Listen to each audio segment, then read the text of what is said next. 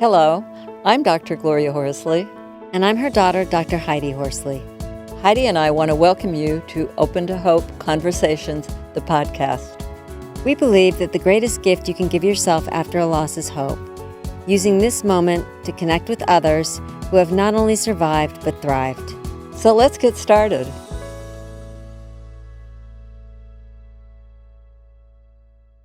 Welcome to the Open to Hope Show. I'm your host, Dr. Gloria Horsley, with my daughter and co-host, Dr. Heidi Horsley. Well, Heidi, we've got an important show today because we're going to be talking about addiction, loss, and recovery, which we know is important to many of the people that visit with us. So do you want to introduce our guest today? He's a real expert who has personal as well as professional experience in this area. Absolutely, Mom. And this is near and dear to my heart because this is also about sibling loss. And Jason Snyder lost both of his brothers. Todd was 28 when he died in 2005, and Josh was 25 when he died in 2007. So they died about 2.5 years apart. Both brothers died of drug overdoses, and Jason himself is in long-term recovery from the disease of addiction. Today, he is the Director of Strategic Partnership for Pinnacle Treatment Centers. Welcome to the show, Jason. Thank you, Heidi. Thank you, Gloria. It's my pleasure to be here. It's great to have you on, and wow, what a story you've got as a parent, and I know as Heidi as a sibling. Wow, losing 2 kids, 2 brothers, it's got to be horrendous. Oh, it absolutely is. And when I consider the way my parents brought us up, the family that we had, the aspirations, the goals that my parents had for us, we could never have imagined that this is where our family would end up today, having buried 2 of its 3 children, and the last man standing, so to speak, me, battling my own active addiction for several years. But obviously, and fortunately for me, my story has been much different than my brother's. And today I identify as a person in long-term recovery from the disease of addiction. It doesn't make it any easier for me to handle the deaths of my brothers, I guess you could say. In other words, I still think of them on a daily basis. I experience a lot of regret, certainly a lot of remorse, and even sometimes some anger at my brothers. And it's something that I have been processing for a long time. You know, I love the fact that you talk about, and I've read a little bit about it, about your family, that they were just your great family. And there's so much shame and guilt that goes around with this. Particularly, I think parents feel heavy, and you obviously as a sibling feel heavy about it, but that shame and guilt is crushing, isn't it? Oh, absolutely. My mother, I know to this day, as Heidi mentioned, Todd died in 2005, Josh in 2007. So we're talking 15 and 13 years ago. I know that my mother still feels shame and guilt about my brother's deaths. We had a very typical Western Pennsylvania upbringing. My mother was a stay-at-home mother who was very active and very involved in our lives, very active in the PTA, the Parent Teacher Association. My dad was a blue-collar worker who provided us with everything we needed and most things we wanted. We were raised in the church. Our holidays were fantastic events. I have pictures of me and my young brothers sitting around a Christmas tree with presents stacked around us.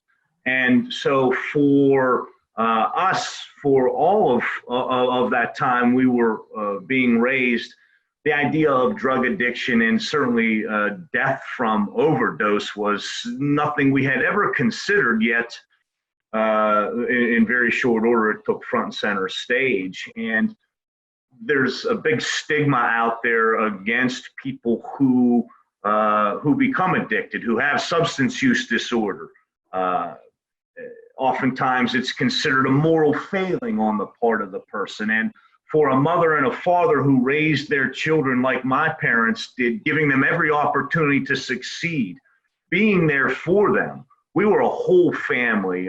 We oftentimes talk about trauma as being a driver of addiction, but there was no trauma to speak of.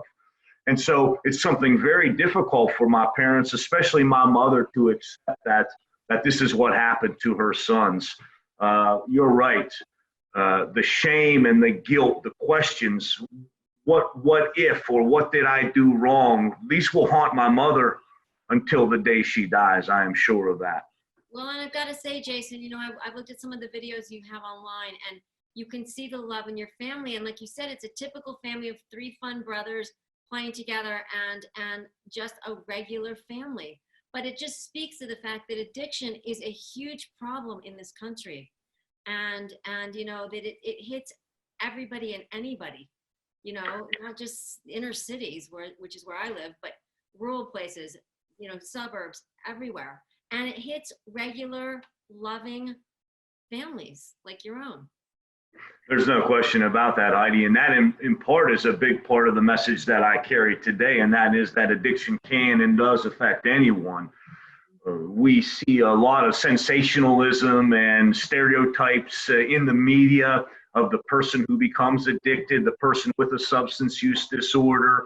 Oftentimes the images that the sensational media will use include back alleys and spoons and syringes, all of those stereotypical images that those who really are misinformed or uninformed about this would associate with the disease of addiction. But in fact, my family, families like mine, are affected by this disease on a daily basis. And in part, I carry that message to say that not only does it affect everyone, recovery is possible from the disease of addiction. And though my brothers are gone, I am a product of recovery and try to carry that message. And in doing so, sharing our family story and the tragic stories of my brothers, hope that we can reach other families who are experiencing the same thing. This is not only a disease of shame and guilt, but it's also one of isolation. It's one that will cause families to pull back and retract because of that shame and guilt. And if we can connect with those families who believe they're alone and say, look, you're not, we understand. This is what our family was, and this still happened to us. We get it. We feel what you are feeling. If we can do that through my family's story, through my brother's stories, if we can get someone to engage in treatment, my brothers' lives will not have been in vain, and we will have memorialized them in a way that gives real meaning to their lives. Not to say that there wasn't meaning there before, but they were taken much too early, and we have opportunity to really help a lot of people through that great tragedy.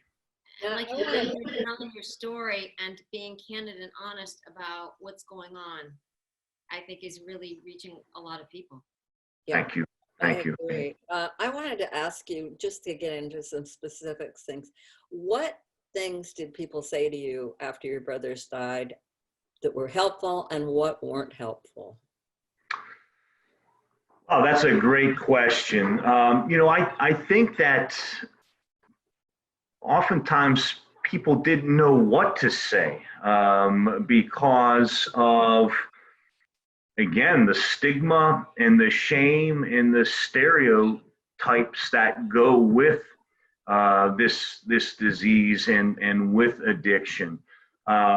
Folks oftentimes would share news stories with me of increased arrests in the area relative to drug dealers, and try to send, I think, to me the message that, look,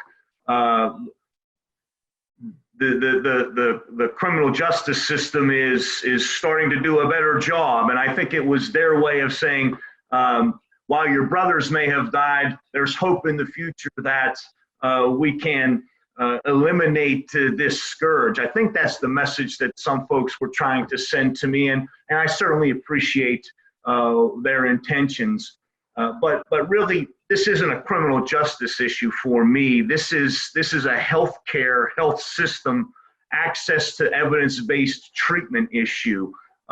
In fact, we have said oftentimes that we cannot arrest our way out of this epidemic, but rather we need to put in place better treatment systems in order to help those folks. Incarceration is not the answer. Of course, for the large-scale drug dealers, absolutely. But for folks like me and my brothers and so many others who I know, treatment has to be the path to recovery, not incarceration. Well, and along with that treatment, I would say not to shame people and act as if they're bad because they have an addiction. Oh, you're absolutely right, Heidi. Stigma and that shame and that guilt is a huge barrier to treatment. Nobody wants to put up their hand and say, I need help for my addiction, if the lay public or the criminal justice system or even the healthcare system, and I mentioned all three of those segments because they all harbor very significant stigmas against the person with a substance use disorder. Nobody wants to walk into a healthcare system and say, I need help for this, when many times they're met with scorn and disgust and looked at as if they're less than. And so we have a lot of work to do to destigmatize this disease, to help educate people on what it really is about. Losing two brothers in their 20s, relatively very young, in 2.5 years, how did you survive it? I mean, how did you go on, and how did you find hope, and how did you get out of that hell that you must have been in? Well, for me, those years I was actively using drugs and alcohol as well, and I've often said that when we buried both of my brothers, I don't know that I really felt the sadness and the finality and the reality of the situation at that time. I shed few tears at their funerals, and I think that was in large part because I was seeking to numb myself, not just to their deaths, but I was in an active addiction that was only building in those years. And it wasn't until I got on this path of recovery and began to recover from my own addiction could I really begin to understand the depths of what had happened to us and the such great significance of those events. I can remember one of the first times as a person in recovery visiting my brother's graves. Of course, they are side by side in a small graveyard in rural Pennsylvania. And I got there and I cried like I had not cried since I was a child. And I was unable to do that for a long time. And I would say that is because of the active addiction. And so, unfortunately, before you got into recovery in 2011, were you worried for your own life? I mean, seeing that your brothers had died, were you worried that you yourself were going to meet that kind of fate as well? Or did you not think about that? You know, one of the things about many of us in active addiction, it's not a concern. It wasn't a concern to me, and not because I didn't care whether I lived or died, but I think like so many, I didn't think it would happen to me. I don't think either of my brothers ever believed that what they were doing would kill them. And I was of the same mindset.